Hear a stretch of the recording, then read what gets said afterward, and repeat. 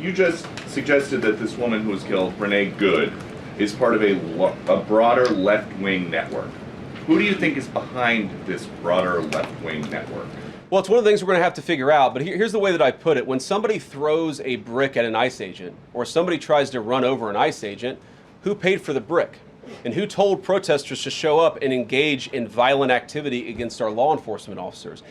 Is there a risk with you describing her as a deranged leftist, talking about very specific facts of these events, when an investigation is just beginning? Are you preempting a thorough investigation by drawing such conclusions? Well, first of all, the Department of Justice is going to investigate this. The Department of Homeland Security is already investigating this. But the simple fact is, what you see is what you get in this case. You have a woman who is trying to obstruct a legitimate law enforcement operation. Nobody debates that.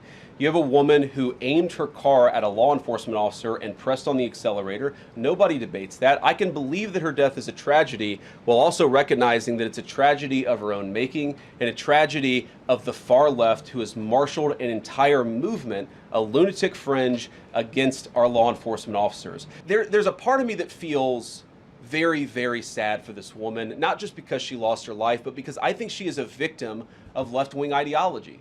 What young mother shows up and decides they're going to throw their car in front of ICE officers who are enforcing legitimate law?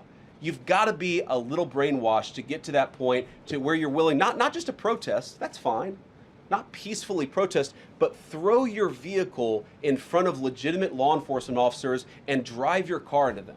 To get to that point, you have to be, I think, radicalized in a very, very sad way. I certainly wish that she hadn't got there. I know there's an ICE officer right now who very much wishes he was not put in the position where he had to fire a gun to defend his own life.